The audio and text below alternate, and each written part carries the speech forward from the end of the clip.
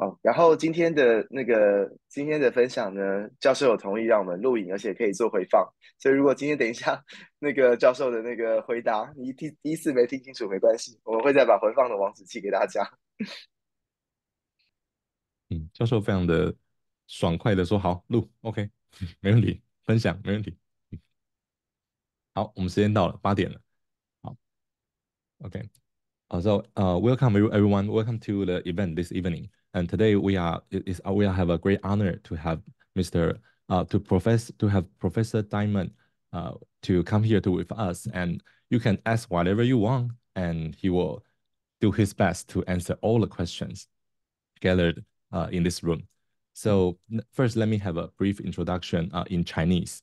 Uh, uh, Alexis Diamond 他是密涅瓦大学的创校教授，他也是在密涅瓦几乎可以说是最受欢迎的教授之一，所有上过他的课的人都会爱上他。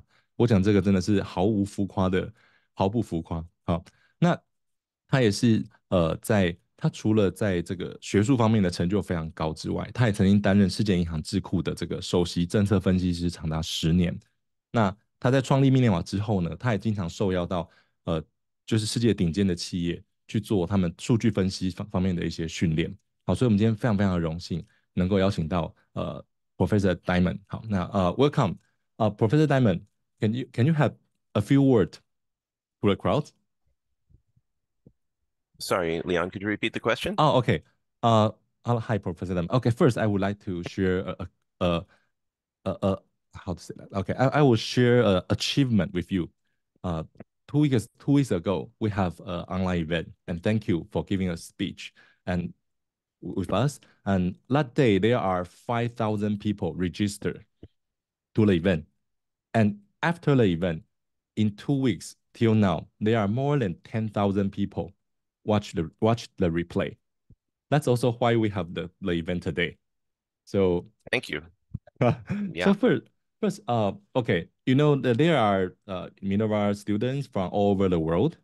Okay, so you have been teach undergraduate students, and you also teach graduate students. Like people who come today, they could be potential graduate student in the future. What do you feel? Do you see any difference between the undergraduate and the graduate?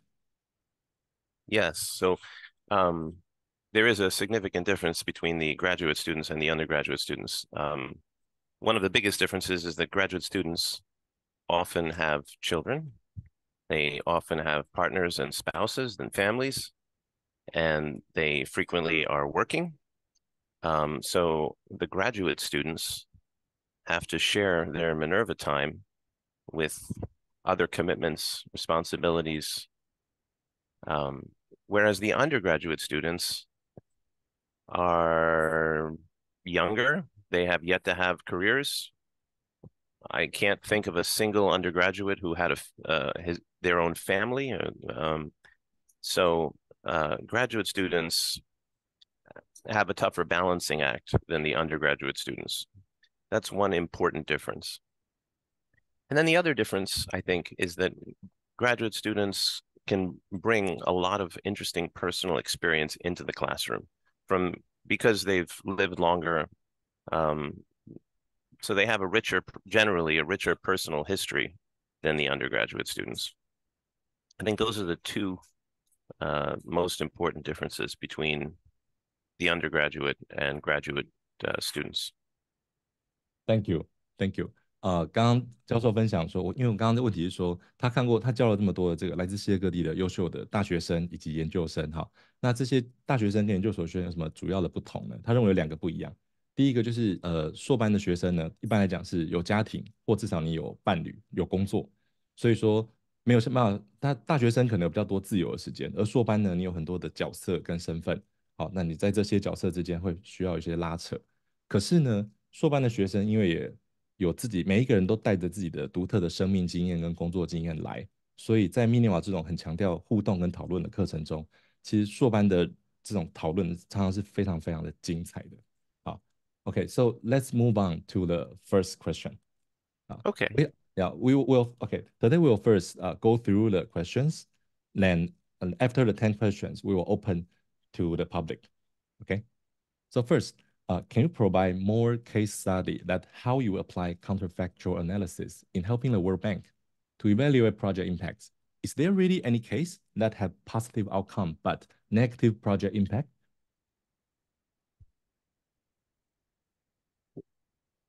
So I have worked on more than 100 different World Bank evaluation projects. And I think in every case, or almost every case, we apply the counterfactual analysis. And it is extremely common that there are positive impacts, but positive outcomes, but negative impacts. And one way to understand this is to acknowledge that in any complex project, there will be many different outcomes. So it really should not come as a surprise that even in a project that is largely negative, there are going to be some positive outcomes. And even in a project that is largely positive, there is going to be some negative outcomes. And to really evaluate a project, you have to be thinking holistically about these outcomes and recognize the complexity. It's not just one outcome. It's often 10, 20, or 30 outcomes. And across these outcomes, the counterfactual analysis is, I would say, always like a foundational concept for the work we're doing. Leon, I'm happy to stop there if you're going to translate. I don't want to talk, and give you an impossible job. Should I stop now and then I continue? Yeah, thank you. I think this pace is nice. Okay. 所以他说他大概在世界银行执行过超过100个大型的专案哈。那事实上几乎在每一个专案里面，他都有用这个反事实的观点来做分析。那因为其实，在任何的这种复杂的专案、复杂的这种现象里面呢，其实本来就会有很多种这个结果。那这个结果我们讲结果通常不是只有1种2种，它可能有20-30种结果。那我们在思考这20-30种结果的时候，是用一个全面的整体的视角来看待这件事情，而不是说，比如说我要改善饥饿，我就只看你的饥饿是不是降低了。也许我在看到其他的，这是我的补充哈。比如说看到饥饿，再看到其他的犯罪，看到工作时间，看到健康，好，等等。好，please, Professor, please continue. Sure. So, for example, there was a coffee project in Vietnam, and the project was to help the coffee farmers achieve a certain coffee certification standard, which involved quality and health and safety standards. And the project succeeded in the sense that the farmers achieved higher standards, but it had a negative impact in the sense that the household income actually declined as a result of the project. Once we applied the counterfactual framework. So actually, to be precise, the farmers made more money after the project than they did before. So from that point of view, the income increased. But when we compared the income of the farmers in the project to the farmers who were not in the project, we saw that the farmers who were not in the project actually did better. So over time, over a short period of time, our partner farmers were better off. But what we were doing was actually making them worse off relative to farmers that we were not working with, who were very similar at the beginning, you know? So because we had a comparison group, we could see the impact of what we were doing more clearly than just comparing like a before and after. Does that make sense, Leon? Yeah. I will first translate this, but I'm also curious because this is about the comparison group. Then, what about the counterfactual part? But I will first... it's the. Let me just mention then. It's the comparison group that reveals the counterfactual part.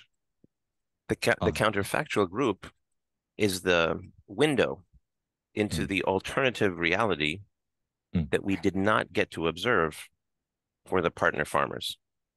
Okay. 好，那我就简单做个摘要哈。他举一个例子，就是之前在越南执行的这个帮助这个种咖啡的农夫改善他们的咖啡的品质的专案。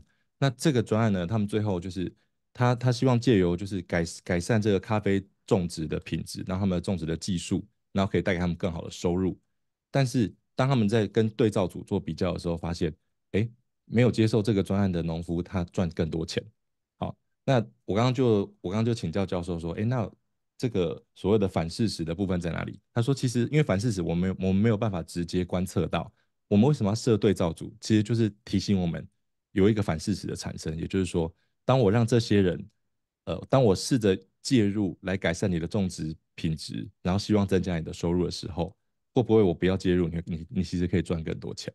好，这是刚刚教授举的例子。You Thank know, you. coffee prices went up. The farmers made more money, but the certification was costly for farmers, and they were not rewarded in the market sufficiently to compensate them for their costly certification. And that's why over time they were doing better with the project, but relative to a comparison group that was not certified, they were doing worse. And being able to tell a story like this, which reflects the complexity of the real world, is very powerful. 这背后原因就是因为当我要种出更高品质的作物的时候，我要投入更多的技术，我要去接受一些认证。那我在这些认证上花了钱，并没有办法等比例的提高我的售价。好，所以实际上他可能赚的钱多了一些，但是他的支出却更多了。好，相比之下，反而完全没有参加这个专案的人，他会赚更多钱。那这也是我们在思考任何专案在进行任何的介入的时候，其实在一开头要先想好我的真正的目的到底是什么，然后我能不能达到。Okay. So, We love uh, we love coffee farmers, as you can see. and think, what time is it in your place? What time Pardon? is it now? May I ask what time is it now? Ah, what time? Yes, it's 8:11 a.m. 哦，哇哦，现在那边是8:11，所以其实教授他不到7点就已经起床了，因为我们刚刚在做一些 rehearsal。好的，非常非常感谢。So thank you to join us in such an early morning. No problem. My pleasure.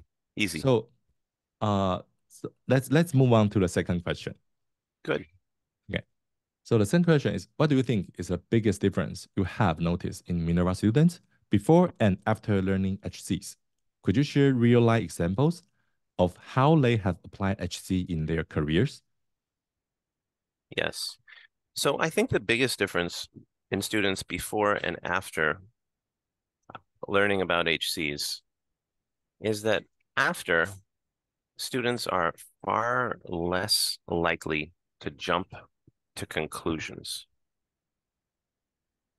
You know, to instantly believe that they know the answer to the question, that they even understand the question correctly. They are less likely to simply assume. So after HCs, they are more likely to think deeply and consider the possibility that there's something that is misunderstood or miscommunicated, to think about information that is missing in whatever the situation is, and how to either find that missing information or substitute it in some way. And also, once they have an answer to whatever it is that they're working on, after HCs, students are much more likely to consider the uncertainty of their conclusions. So my students and Minerva students, like all students, like all people, they reach conclusions. But I think the wiser people consider the uncertainty of their conclusions. They say I think they're more likely to say, I think the answer is between this and this range, instead of saying the answer is exactly that. So I think all of these things combine to produce better reactions, better decisions, And because the students are thinking more deeply, it's true they tend perhaps to take a little more time, but it's just a little actually. It's just a little more time. I'm not saying they go and they work for hours. I'm saying they take that extra 30 seconds and they're trained to use that 30 seconds well. That's it. Okay, so I will take an example in class how we answer a complex questions in 2 minutes. Okay, I will add that. OK，这个问题是在问到说这个那你上学生在就好了啊。好，我们请大家关一下麦克风，感谢啊。刚刚这教授回答的是说，学习这个思考习惯训练之前跟之后最大的不同，基本上第一个任何念密涅瓦学生，你一定第一个会感受到的就是你不会直接跳到结论，然后你不会看到一个解答，看到一个疑似是答案的东西就紧抓着不放。通常我们会很快的就会想说，哎，是不是有我没考虑到的地方？然后是不是有我没有收集到的资讯？是不是我没有看到的面向？然后，而且我们很清楚的知道，我们永远不可能看到所有的面向，不论我花多少时间。可是光是会怀疑，不要说怀疑，就是保持开放的。即使我已经有很确定的事情，我还是能保持开放。我觉得这是在思考习惯里面训练后一个很明显的不同。再来，即使呃，即使是有很明确的答案，它也不会是就是 A 或 B，而是一个 Minerva 的学生，可能他会讲的回答是说，OK，我想这个这个答案应该是介于某个范围里面，我们看到的是一整段的范围，而不是一个点。好，那学生他会有比较好的反应，比较好的决定。那这些东西要付出一点点多一点点的时间哦。其实后面还有一个类似的问题，就是说，哎，要做这些思考习惯这训练啊，有80个啊，那你思考问题的时候，是不是都要80个？想必要花很多时间。好，教授说呢，不会啦，大概多花30秒。好，这个我可以跟大家说明为什么，因为我们上课的时候经常会被要求在，比如说在2分钟里面，针对一个问题写出你的见解。好，然后刚开始我在上课的时候，可能就写1句或2句，因为2分钟嘛。然后经过一个学期之后呢，2分钟我可能可以写出3小段，就是我赞成因为怎么样，我知道有一些人可能反对会怎样，不过有一个部分可能既不是赞成也不是反对，大概会是怎样，这就会变成我们思考的时候的一种很自然会加进来的习惯，这样子。OK，so let's move on to the next question。好，那再来是第3个，At Minerva University, how is the relationship between AI and learning viewed? And how are AI tools used to help students learn HCs? Has the emergence of AI changed the composition of the original HCs? For example, having some HCs disappeared or have new HCs been created?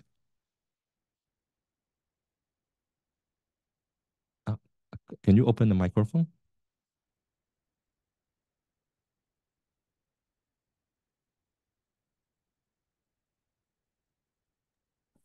Sure, sorry about that. Thank you. So our collection of HCs is a living collection, and it is always under review. And every year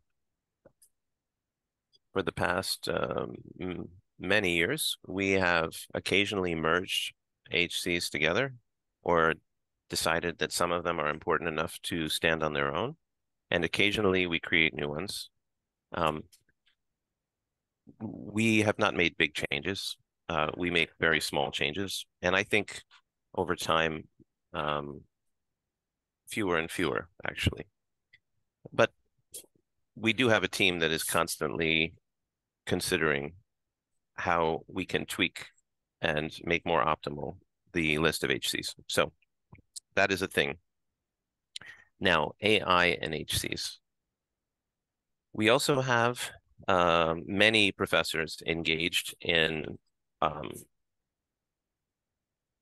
continuous discussions online about how AI is impacting learning and classroom engagement and homework and thesis work and everything, really.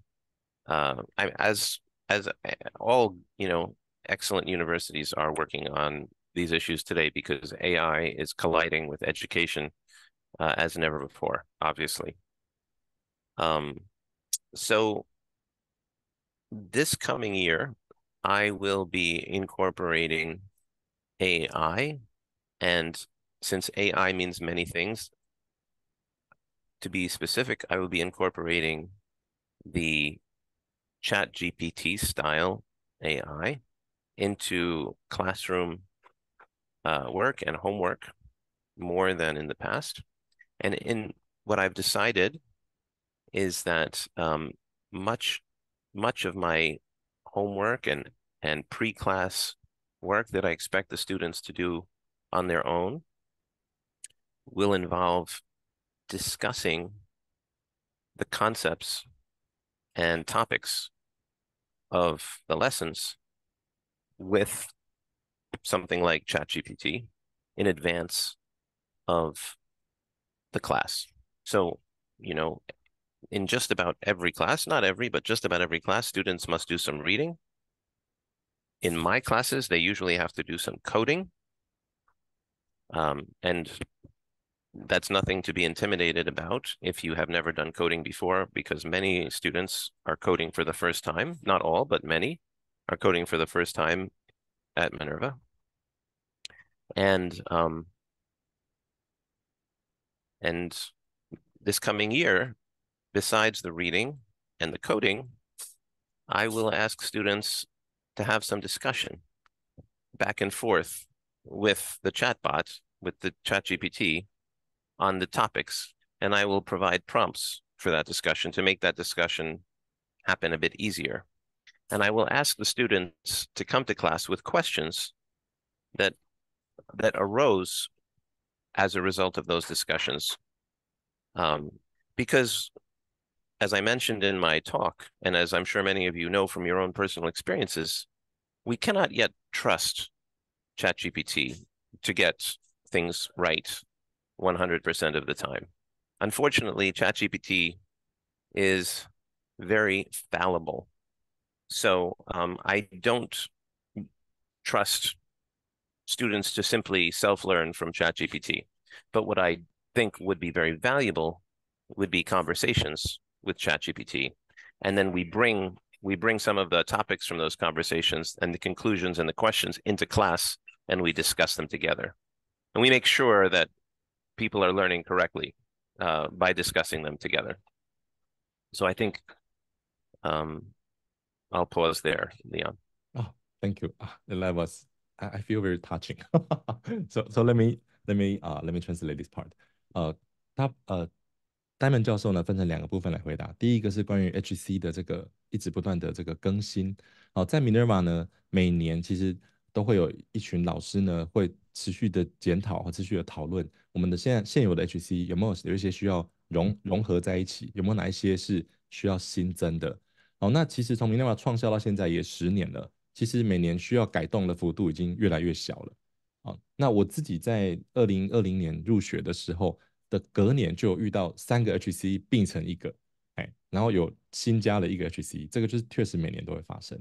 那第二就是关于 AI 跟学习的关系啊，在 Professor 他其实因为大家都在尝试，那 AI 教授首先提到说，其实现在 AI 的出现呢，基本上它对于学习或者说学生的投入写作业、写论文，其实各方面都有影响。那这些影响其实都有一些还未知，有些在评估中。那所以他接下来这一年，他会把这个生成式 AI， 比如说像 ChatGPT 这样的生成式 AI， 他把它带进他的课程设计里面。因为在 Minerva 呢，每一堂课都会有课前准备。我们之前可能是自己念，或是自己前做作业。像比如说教授的 coding 课，他就会让大家在课前自己做一些 coding。好，你读教材完自己做一些 coding， 你就会带着疑问来学校。那现在他不太相信说我们可以完全的跟 AI 互动来学习，因为 AI 的很多答案，他在教授认为说其实不是那么可靠。可是呢，他可是一个很棒的讨论者，一个知识渊博而且耐心无穷无尽的讨论者，所以他会在课堂之前一样有课前作业，然后要求你跟生成式 AI 讨论，然后把你们讨论的一些内容，把你们讨论出来的一些激荡出来的一些想法带来课堂上，然后继续在课堂上继续激荡。好，这是他目前的操作方式。Professor, can I add one question concerning this one? Chieta, sure. just a moment. I'm sorry to interrupt you, but No problem. the other part of the question was not just how people can use AI, but specifically how we'll be using it in the classroom. And I wish to add that I plan to use it in the classroom in a new way that I have not before. And that would be, in the past, we've done role play work in the classroom where I ask students to adopt the role of a manager or a consultant. And I think that role play with a ChatGPT, is something that we're going to be doing in the classroom. We'll ask ChatGPT to take on the role of the manager, questioning a consultant about statistical analysis, for example, or statistical conclusions. And as a class, we'll brainstorm like, what is the best answer to the question? What I'm trying to avoid doing is asking ChatGPT to explain something and because I don't necessarily trust ChatGPT to get it right. But what I do like is the spontaneity and the unpredictability of ChatGPT in a role play type framework. I think that could be very fun and interesting. Sorry, go ahead, Chieta. Yeah. So Leo would like to translate a little 我 bit 简短 for 摘 this 要一下哈 paragraph. 我刚简短摘要，就是刚刚教授他提到说，他比较倾向于用这个 AI 啊，他现在想到一个玩法，就是让他在课堂上做角色扮演，比如说我可以让他扮演这个企业顾问，让他扮演这个创业家，扮演执行长，然后我们就可以在课堂上多了一些角色来跟我们做互动。那他很喜欢这种 AI 的位置跟创造的部分，那他可能不会只是把它拿来就是问问题，然后叫他回答，因为他对这个答案不是这么有信心。可是如果作为互动的话，就会非常有趣。加拿大 please. Yeah, just one more question about this. I think the audience are very interested about what do you think is the most important HCs when we dealing with this AI progress, like the right problem. What do you think is the most important one? So can you elaborate more about this? Professor, you mute again. So maybe I should stop muting myself. Yeah. You have to Okay. press the control button. Right. Good one. I think hashtag right problem, which is an HC about identifying literally the right problem that you want to work on or address, is probably the most important HC for working with AI. And I think this is an answer I'm giving that is really aligned with the talk that many of you probably heard a few weeks ago that Leon mentioned early in this session. A big part of what I think Minerva does is it teaches you how to frame a problem usefully and correctly when other people would probably jump to the wrong problem, start working in the wrong direction, misunderstand important aspects of the problem. The Minerva student sees the small picture, the details, sees the big picture, understands the context, understands the audience, understands what optimization means in the context of the problem, understands ethical implications of the problem, understands the information that they have, the information that they don't have, and many other aspects as well. And all of these come together in defining the problem to be solved. I think many of us know that correctly defining the problem is really the fundamental thing that serves as the foundation for solving it. If you solve the wrong problem, it doesn't matter, right? You have to solve the right problem. So obviously AI is extremely powerful, and you have to point it in the right direction. You have to know how to ask it to help you. And that's why I think right problem is probably the most important, although there are many other HCs that are extremely important as well. OK， 嘉达你要翻吗？哦，那我 Go 继 ahead. 续啊。好好，僭越一下。刚刚这个 professor 他跟我们分享，就是说，其实问对问题，好 right problem，这个在 Minerva 所有的这个思考习惯里面，几乎可以说是核心。因为你要问对问题呢，也就是说你要正确的定义问题，其实是去解决问题的基础。因为如果我问的是一个没有帮助的问题，我走错方向，那我光解决了半天也是做白工。这背后可能有他举了一些例子，比如说我要了解问题的脉络，我要了解受众，我要了解怎么样做才能去优化它，我要了解背后有什么道德考量，或者我要怎么评估我所具有，跟我要怎么知道哪些资讯我没有。这些其实每一件事情拆开来都很大。好，那如果你是一个能够问对问题的人的话，那我们面对的 AI 其实就是生成式 AI 嘛，它也是一个强大的伙伴。可是呢，我们要问他对的问题，才能最好的发挥他的资源。这样子。So let's move to the second question. Okay. Do you need to get another cup of coffee? Oh, I'm good. Thank you. Okay. Can counter. Okay. So everybody is fascinated about counterfactuals. We have several questions about counterfactuals. Good. Love it. I think that's also for many people that's their first time to hear about counterfactual in their life. Okay. I remember my first time hearing about it too. Oh, okay. I would like to hear you share if you could. So during this answer, can counterfactuals only be used in situations that have already occurred? If not, does the prediction or modeling of the counterfactual itself make a difference in the outcome? Yes. So the first time I heard about counterfactuals, I was at Harvard as a PhD student sitting in a classroom. I think I was in the front row because I always sit in the front row. By the way, at Minerva, everybody sits in the front row because there is really no back row on the computer screen. So that's kind of a nice thing that you're all sitting in my front row as your professor. But anyway, I was in the row with many other PhD students and in a classroom that was run by a professor named Gary King. And people after this, they can go to Gary King at Harvard's website and they can see this wonderful man who's brilliant. And I have so much respect for him. And he's a good man as well, of course, besides being brilliant. Anyway, he was teaching me about cause and effect, and he discussed counterfactuals, and he explained what a counterfactual was, and he even did an experiment with breakfast cereal in front of the PhD students. One cereal had iron. I remember it was fortified with iron, and the other cereal wasn't.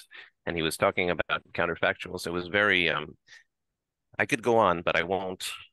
I'll just say that Gary, besides being an amazing professor, was an amateur magician.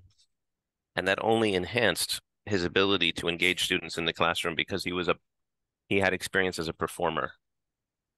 And I think I learned a lot, not just about counterfactuals, but also about the importance of engaging students. You're not an entertainer as a professor. You're not an entertainer, but you are on a stage, and it is your job to keep the students engaged. So he taught me about that. Now, counterfactuals. So counterfactuals can be used in situations that have not already occurred. Situations that will occur. And in fact, in management science, at business schools, sometimes they talk about something called visioning. Visioning, visioning. And this is a tool that leaders sometimes use to think and plan and strategize. And this is actually sort of projecting your imagination into the future and considering what you think may happen if you take action A versus action B. I think we can all imagine how visioning could be useful if you're a leader. of an organization. And actually, visioning is very similar to considering counterfactuals for future work. There's, I think, a close connection there. And I led a visioning exercise at the World Bank where I made those connections explicit, but we don't have time to get into the details of that today. And the very last part of your question is, would doing this potentially change the outcome? And the answer is, of course, yes. And that's why leaders do it. The leaders do it because by considering what happens if I take path A versus path B, fully acknowledging uncertainty about the projected outcomes of both paths, fully acknowledging that uncertainty, if they consider those paths and the counterfactual outcomes, hopefully they make better decisions. And sometimes they discover that there is even another path that they would not have discovered had they not done the exercise at all.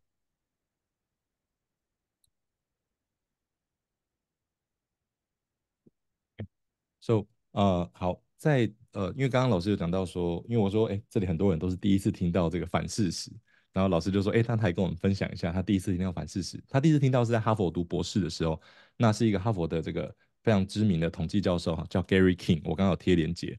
好，那他在那个网络上有放很多他的教统计的影片，我强力推荐大家有空可以看一下，超赞。好，那这个老师呢是哈佛的教授，然后他也是业余的魔术师，所以 Diamond 就分享说，他除了从他身上学到反事实的概念之外，他也学了很多，就是老师在教学本身也是一种表演。那怎么样增加学生的这个投入程度，这也是他从他身上学到的。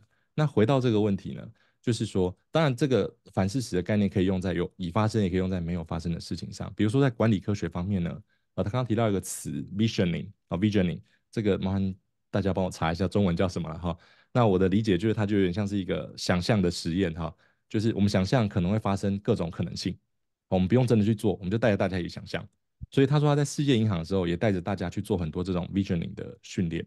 那如果说有考虑跟没有考虑到反事实，对于结果有没有可能会产生影响？那当然很有可能，因为如果我有反事实的概念，有我这个思考的习惯的话，我们可能就可以看到更大的格局。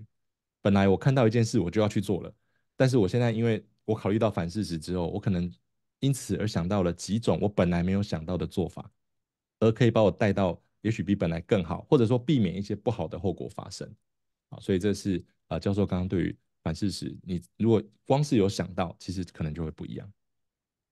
这边我可以做个小小的补充啊，因为还是有一些伙伴就是有对我的那个硕士论文后面的研究有点兴趣。就是如果大家记得上次演讲的话，我的硕士论文研究就是跟 Diamond 教授，然后我做的是中国一胎化政策的影响。后来我们发现，用反事实做出来的结果是，就是真正的影响在于影响中国的人口的性别比例。那其实我下一个问题问的是，就是那影响了中国的性别比例之后，那是不是中国未来的人口结构就很难被改变了？所以其实我后来又做了一个反事实的研究，就是跟这个问题有关。就是我去研究说，我去假设，如果中国推了就是二胎政策、三胎政策、就是四胎、五胎政策，那中国人口会不会救回来？那结果是透过反事实的推演，其实发现是不会。所以这其实就是其中一个例子，就是你会发现，当你的性别结构被严重改变的时候，其实那个人口的政策很难用一两个政策在20-30年内再把它拉回来。这其实就是这个例子这个的一个例子。Okay. Professor just give a very short example about my thesis about the Chinese population control policy for this question to the audience. Okay. Sorry, Chiata, you just gave that example, right? That's what Yeah, you yeah, said. yeah. Yes. Okay. Very good. Very good. Yeah. Okay. Very good. Okay. So let's move on to the next question. Okay. So this is the second series about, I think, the third question about counterfactuals. Counterfactuals are important, but how do we identify them? For example, after going to Minerva, how do I assess what changes Minerva have made in us? Have I become stronger because of Minerva? Or I will be stronger anyway if I go to anywhere else?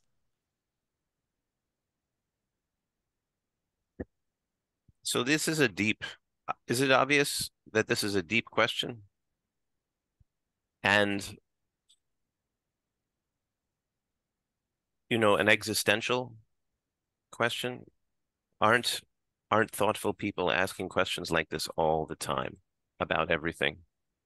And obviously not just about the university to attend, but the person I married and the choices I've made at my work and everything, you know? Wouldn't it be nice, or perhaps scary, to be able to answer these questions, you know? And I can think of so many movies where this is the question really at the heart of the movie. You know, there's some kind of crazy movie. I think, you know, if the boy in the movie missed the pitch, he was playing baseball, and it was the critical final opportunity for his team to win, and he swung and he missed, and his team lost. And the movie is all about what would have happened, I think, if he had just made that hit and he had saved the game and won the game for his team, and he becomes the president of the United States or something. Anyway, so this is very hard, obviously, and also very important to people. And I think questions like this give meaning to people's lives, which is extremely important. But in general, the tools that we discuss in our class at Minerva for evaluating projects and considering impacts in general, they are not designed to answer questions about impacts for individual people about their life choices.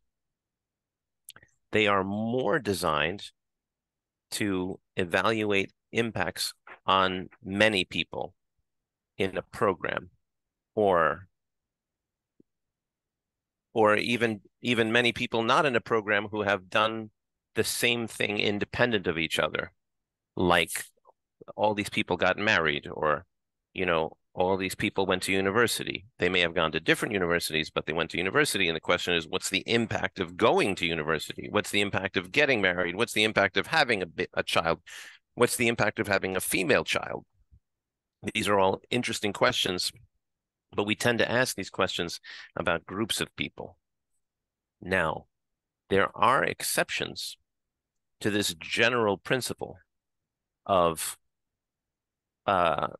statistical tools useful across groups. And one important tool that you can use to answer questions about individuals sometimes is a tool called the synthetic control method.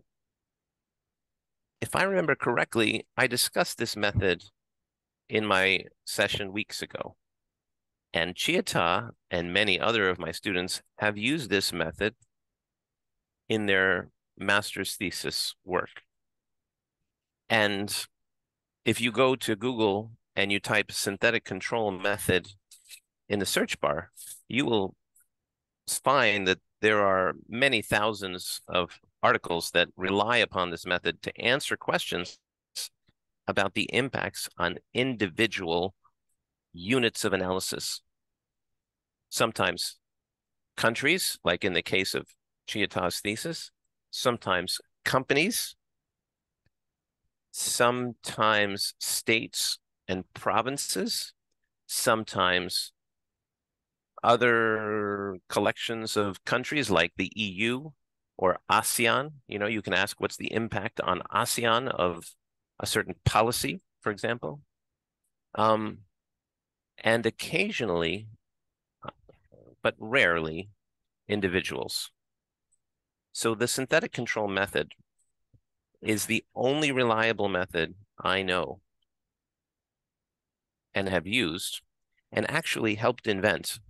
Early on, I was one of the people who helped develop this method. See, really, the primary method for answering causal questions about impact when there's only a single unit of analysis. Most of the time, this unit is not an individual human, but in principle, if you had the data, it could be.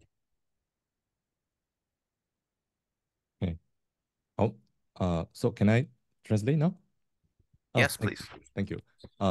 这个是一个很好而且很深的问题哈，就是其实不只是念不念密涅瓦，就是你要不要跟这个人结婚啊，要不要选这个工作啊，这些问题都很深。有时候教授刚刚用一个词，就是你这样探究下去，好像也有点吓人，有点可怕哈。那很多电影也是围绕这个主题，比如说我如果最后一球打中了，打出了逆转全垒打，会不会大家就赢下比赛？然后一连串的发展会让我变成美国总统？这个没有人知道，没有人知道。那大部分的统计工具呢，也都不是用来设计来辨认说个人选择的差异，通常是针对群体。比如说，一群人念了 Minerva 之后，跟一群人念了一群人没有念 Minerva 的差异，我们通常看到的统计是用来做这些群体的比较。好，那或者后续的影响。那不过有一个例外，他认为有一个工具可以拿来回答这个问题，就是你有做这件事跟没有做这件事的差异，那就是合成对照组这个方法。好，那其实就是一个很直接的例子，就是刚刚嘉达已经举过的例子，就是说，其实它就是用统计的方法呢，来模拟出一个没有实现、没有做一胎化政策的中国，然后让它跑十几20年，然后来跟现在的已经有实行一胎化政策的中国两个做比较。所以我们也可以用合成对照法的方式呢，来合成一个没有念密涅瓦的我，或者没有生2个小孩的我。好，假设我在37岁的时候生了第一个小孩，那某一个在37岁没有生小孩的我，然后在现在呢，收入会不会有差？生活的快乐或满意度会不会有差？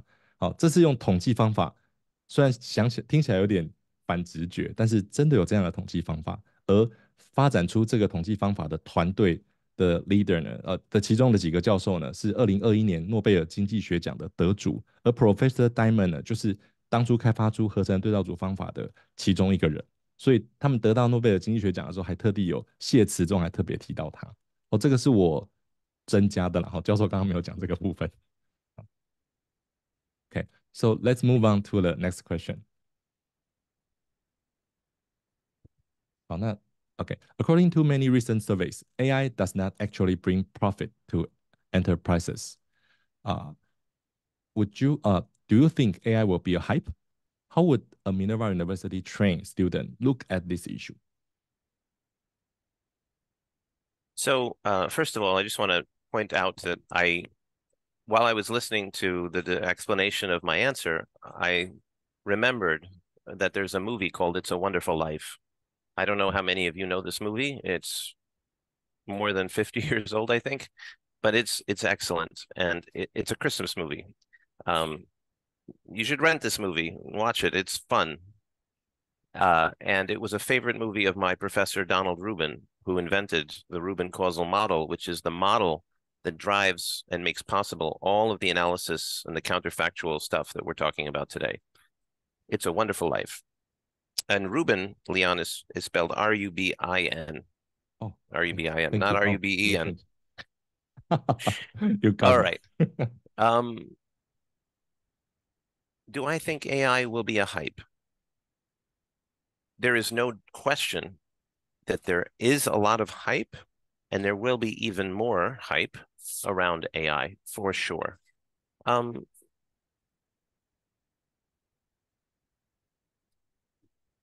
However, there is also no question that AI is going to transform industries. Also, no question about that. And I just want to share my screen. Yes, let me share my screen for a moment. See if I can do this. Maybe this will work. Leon, can you see my screen? Yes. Great. So this is from today's New York Times, this article, this headline. An AI helped spot a copper bonanza. It could transform more than mining. And this is about $1 billion copper deposit that was identified in Africa. And I guess the headline suggests it was found with help from AI. However, the article doesn't really say anything about how AI helped discover this thing. And, you know, I think the word artificial intelligence does not appear in this article. So I think that this is like just one example of how, AI is being used by media to sort of drive clicks and drive attention, and everybody wants to claim something for AI. Was this AI? Was this machine learning? You know, there are differences in the two. And yeah, so clearly there's a lot of hype. However, here's another article from the New York Times. Defeated by AI, a legend in the board game Go warns, get ready for what's next. This is about Lee Sedol. I don't know how many of you know Lee Sedol, but he was one of the world's top Go players. I'm not sure which country he's from, but I'm sure he's from Asia. Which country? Does anyone know? Korea. Korea. He's from Korea. Okay. 李世石. So, you know, he lost to AI. I remember when that happened, even though I'm not really following Go, but it was big news. And it taught him and it taught the world just how powerful AI is for solving complex problems, because AI is, I mean, Go is obviously incredibly complex. The more moves in Go than there are, you know, atoms in the universe or something like that. So, yeah, let me go back in. I can stop screen sharing now. But this is just two examples and two sides of the coin. On the one side of the coin, AI is tremendously hyped. And on the other side of the coin, AI is tremendously real and tremendously powerful and tremendously transformative. And I think a Minerva University trained student would appreciate that complexity and not just make a binary decision about AI. 所以这是一个很好的例子哈。教授刚刚说他举了2个新闻，一个是 AI 帮忙发现了这个深埋在地面的铜矿，可是报道里面完全没有写到任何内容。那另外报道讲的是这个 AlphaGo 打败李世石。好，那这其实就好像硬币的2面，就是有没有炒作？有大量的炒作。有没有真正的影响？显然也有。那在 Minerva 训练出来的学生呢，通常我们就会不会去硬要从这2个用2分法来看事情，而是接受这一切的可能性。好，接受这一切的可能性。好，那我们时间剩下不多，我想我们接下来就开放现场的提问，好不好？好，接下来我们就开放现场的提问，因为后面的问题跟前面其实是有一些重叠的哈。我们现场有没有朋友呢？我们就让大家，如果你举手的话，我会直接把你拉到聊天室，让你可以亲口问老师。好，然后你不用走过 Minerva 申请流程，你就可以直接来教室里面问老师问题，超棒。好，有没有人要举手？好，你如果刚刚有打在聊天室，那如果你想要亲口问老师的话，欢迎你举手。Professor, we are going to open the floor to the audience. Great.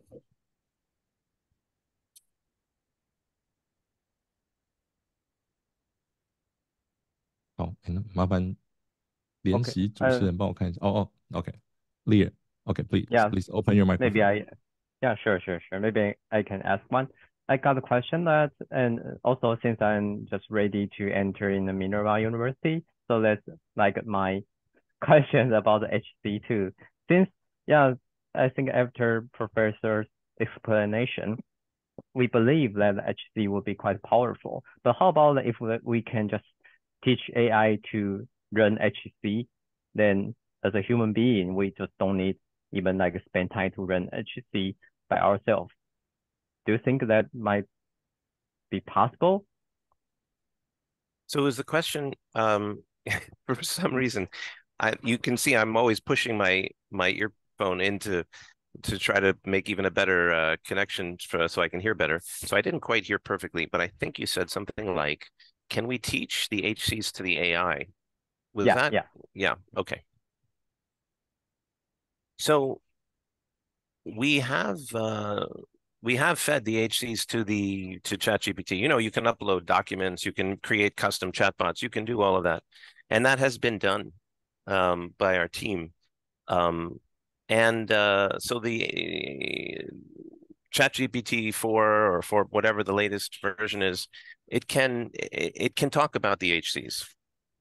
You can ask it to apply the HCs, and it gets it right most of the time, certainly more than half the time. I don't know exactly what the percentage is. It can have sensible conversations about these things, and if you give it a problem, it can work through it and it can show you the reasoning. So all of this is good. It's not as good as a student who deeply understands this stuff. It's not as good as that. Maybe next year it will be as good as that.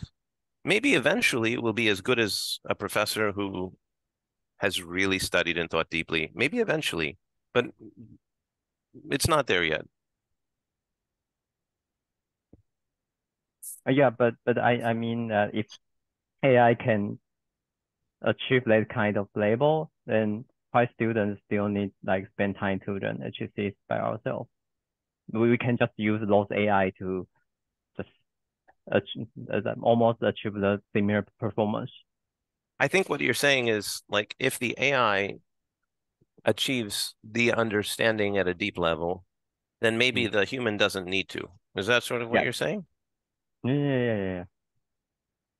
I mean, I think that if the AI really understood that stuff, you would have a very powerful tool. But I think a human really has to set the objective for the AI. How do you expect the AI to know what the objective is? Like, do you want the AI to pick it for you?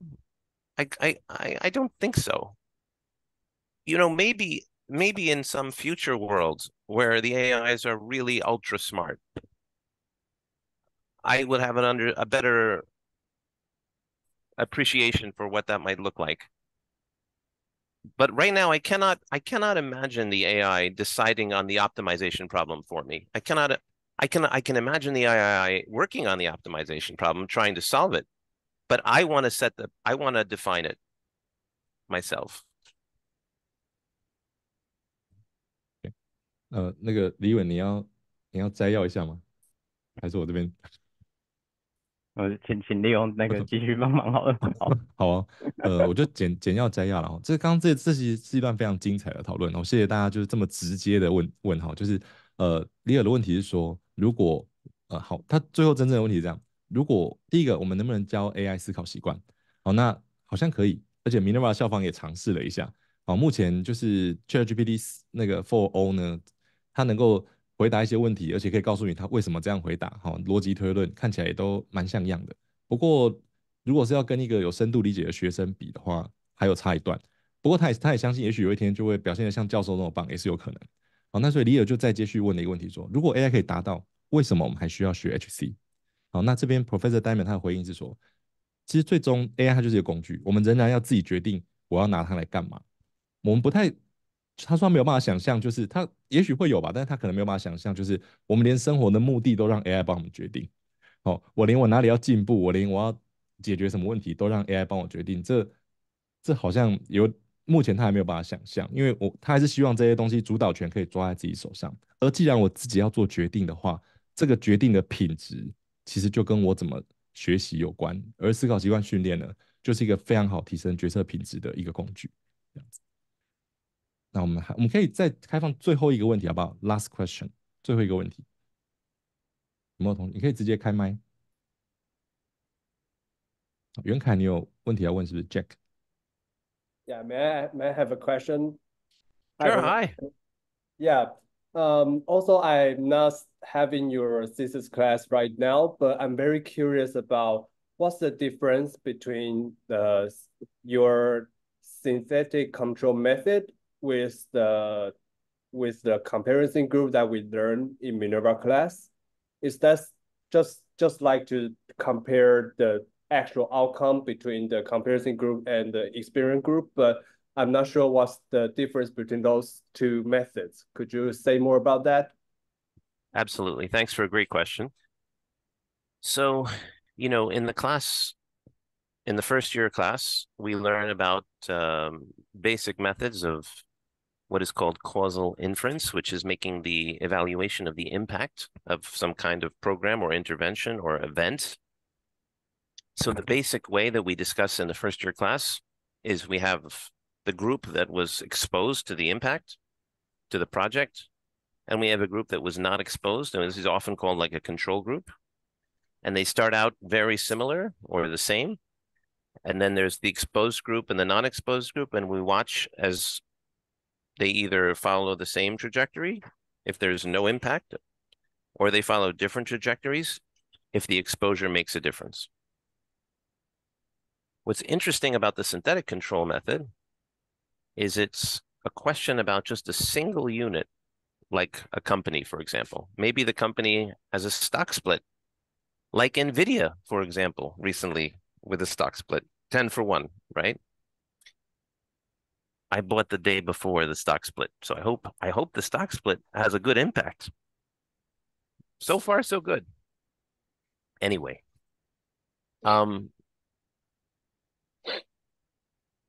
there is no company quite like NVIDIA, right? Kind of unique. But it would be nice if we could compare the performance of NVIDIA to the performance of some kind of comparison group. But there's no control for NVIDIA. However, maybe there's a clever way to combine information from AMD and Intel and other companies that are in the same industry sector as NVIDIA. Maybe I can take a little bit of company A and a little bit of company B and a little bit of company C, and I can statistically aggregate the information and create a synthetic NVIDIA, a synthetic NVIDIA that combines this information and creates a synthetic control group.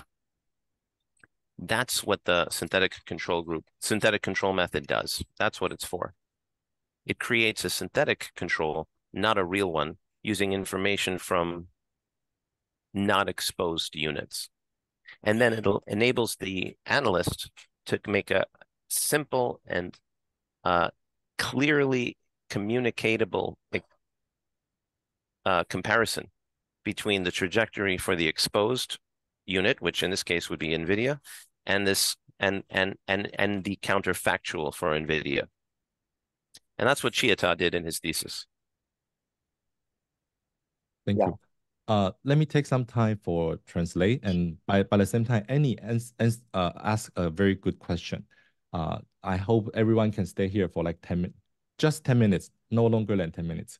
But we would like, if possible, we would like to Professor to answer Annie's question. 我先翻译一下，就是刚刚这个袁凯哈，袁凯现在是密涅瓦硕一伸缩的学生啊，那还没有学到这个合成对照组这个方法，所以他刚刚问他说，可能也是很多人的疑问，就是这跟一般的对照组有什么不一样？为什么要特别讲一个合成对照组？那教授解释说，通常我们在讲对照组呢，是在统计里面，我有一个大群体，那我可能用特殊的，我可能用各种抽样的方法，比如说我就随机分派，好，我用随机分派分成2组人，这一组人有接受实验的操弄，另外一组人没有，这个我们大家都知道，听起来都很合理，但是在现实生活中，其实你很少遇到真的可以找到对照组的状况，比如说 NVIDIA。好，你要找一个 NVIDIA 最近的股票分拆1:10的分拆，那如果你要知道说 NVIDIA 如果它没有分拆的 NVIDIA，它之后的发展会怎么样？世界上没有这一家公司。那合成对照组就是一个很巧妙的统计方法呢，它就是虽然我找不到 NVIDIA，可是也许比如说 AMD， 它有一些地方像 NVIDIA，Microsoft 有一些地方像，台积电有一些地方像，所以就每一家公司抓一点，然后用统计方法把它糅合成一家合成的公司，而它跟 NVIDIA 的唯一差别就是它没有分拆。好，这个听起来，这其实背后是很复杂的统计方法，但是概念上就是我们可以用合成的方式来呈现这个反事实，让我们做比较。Okay, so the last question for today is from Annie. You are one of the founding instructor of Minerva, different from typical school where knowledge are taught as subject. Minerva teaches knowledge as HCs. What do you think is the difference it has made, and what might be the counterfactual for this? Any downside? Or what kind of quality becomes necessary for students trying to grow in such method? Yeah, this is an interesting question. I'll be very brief because we're over time. I know people have other places to be. You know, I am a founding instructor of Minerva. I was one of the very first professors hired. And at the beginning, no one knew anything about Minerva, of course. It was just new, and I would say I worked for them, and people would say, never heard of it. Now I routinely tell people I work for Minerva, and everybody knows Minerva. And I was vacationing recently in Europe, and I bumped into somebody who's a leader at Harvard and mentioned Minerva and mentioned the HCs, and they were very familiar with everybody, knows what we're doing, and talking about skills-based, and instead of memorizing just for tests and simply remembering facts. One of the HCs are facts, but they're also like the HCs are habits. That's what the H stands for, is habits. So habits of thinking, habits of mind, and other universities like Harvard and others are really very interested in trying to adopt that kind of learning focus in the classroom, a focus on learning really better habits of thinking. So I think this is the direction that others are going, and I think Minerva has been an important force in that direction. Any downsides? No, I don't think so, actually. But again, I'm thinking rather quickly. I may be missing a downside, but I don't think there are any downsides. But what kind of quality becomes necessary? You know what? Well, I could ask you that question. What do you need to learn a habit? You need practice, right? And you need deliberate, intentional practice. So that's what we do.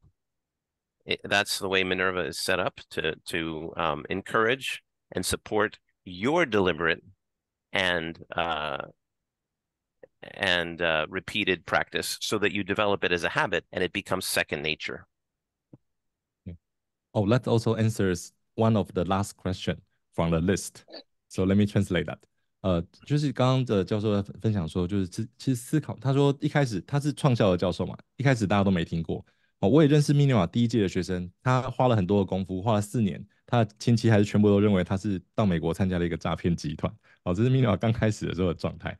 可是现在呢，他说他最近去欧洲度假，还有他遇到哈佛的那个教授们，他们几乎都知道，不是，他们全部都知道 Minerva， 而且也都知道思考习惯训练，然后也知道说，哦，有一个学校在推广，就是以这个培养习惯，而不是以考试为导向的学习。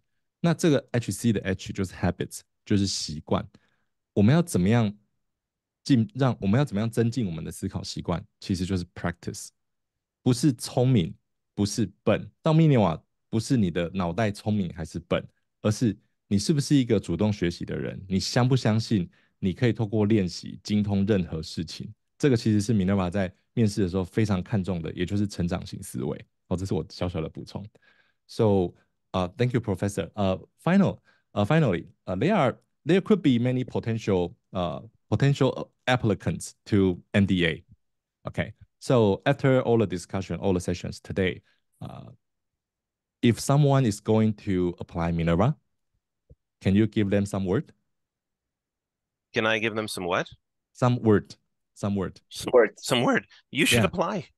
Go for it. It's a selective application process, but you should definitely apply. And I suspect that, if you send an email to the admissions team because you have questions, I'm sure that our people will promptly respond. So, if you're not sure, ask questions to help you become sure. If you kind of think you should, but you're feeling a little scared or uncertain, just do it. And, you can always email me also. My email is available. And I would like to support you in your journey. I would like to see you achieve your potential. So that's what we do. That's our job. And good luck to you, whatever you choose to do. 这个太感动了，我觉得应该不用翻译了。大家可以体会到为什么大家都这么爱 Professor Diamond 了吗？一个当过世界银行顾问的人，然后如果你要请他来讲课，如果你要付他钱的话，就是根本不知道要开多少价码的人。但是他竟然说：“哦，你可以随时写 email 给我啊，我想要看你过得好啊，你要申请的话可以问我啊，赶快申请就对啦。”好，所以如果有兴趣，对那今天的我们还有最后一点点小的有2件事要跟大家说明哈。第一个，可大家如果你愿意的话，哈，这不勉强。如果你愿意的话，可以开一下镜头嘛，让教授看看来自台湾的热爱学习的朋友们。然后这个时间呢，我们也请这个李尔帮我们截图一下，好不好？我们之后再把这个照片，我们不会贴在外面公开，好，但是我会跟教授分享，好，我们就只是跟教授分享，让他说，哎，你看台湾这么多热心学习的人，在周间上完课下完班，然后可能有一些人甚至还没吃饭就赶快上线了，好，那有2点分享，第一个，听完教授的分享呢，如果你觉得哎跃跃欲试，我还想要知道更多，好，但是我还没有准备好去申请 Minerva，那角色思考力呢是中文世界唯一获得密涅瓦大学认证的思考习惯训练课程，欢迎你加入我们，好，跟来自各行各业的这个主动学习者一起学习。今天有参加这个 QA 活动的朋友呢，我们之后会寄一封信，会提供折扣码。如果在礼拜天之前报名的话呢，可以折扣2500元。好，这个下一季的这个上课是10月份，好，是10周的课程。然后如果你之后想要再申请 Minerva 的话，只要你有完成这10周都没有缺课，也都没有缺交作业，然后你之后申请也录取的话，哈，Minerva 会提供10% 的学费减免。好，你可以大概去 Google 一下这个学费是多少钱，然后你就看一下这学费是多少钱，你就会知道这是一个不可思议的 deal。这样子，哎，我们也觉得很意外，就是学校竟然会提供这样的 deal。第二个，大家有加入我们的社群吗？好，那个待会在那个信件里面也会有，如果你还没加入的话，哈，欢迎加入我们的社群。对于今天的收获呢，欢迎你写在 LINE 社群里面跟大家分享，好，1-2句也没关系，一段话也很好。那只要你有写，我们最后会把它整理一下，翻译一下。哦，你不一定用中文，你用你习惯的语言就好了。好，我们也有懂西班牙文的人，你要写西班牙文也完全欢迎哦。好，好，那就是你就写，你欢迎你写1-2句，写一大段都可以，讨论也可以。我们最后就会把这个汇整，然后跟教授分享。就是他到了人生这个高度，我觉得他真的就是很真心的想要看到别人成长。然后在我来说，我觉得 Minerva 的存在其实就是一种反事实，因为世界上不曾有过这样的大学。好，所以今天非常非常谢谢，今天非常非常谢谢大家。然后最后呢，我们一起对着镜头比一个你自己喜欢的姿势，好不好？Professor, we are going to take a group photo. You can do any posture you like, a heart, a V, anything. Then for the next 10 seconds, Leah will take photos for us，好不好？请大家维持10秒钟，好不好？I will count to 10, 10, 9, 8, 7, 6, 5, 4, 3, 2, 1. Thank you, everybody. Thank you, and good night. And I hope you enjoy the session tonight. If you have anything more to want to say, you can email us. And if you want to apply Minerva, apply now, right? That's the professor just told us. Thanks, everybody. This was fun. Thank you, Professor. Thank See you again. you. 谢谢大家。Bye bye, Thank everybody. you. See you Bye. guys. Bye bye. Bye bye.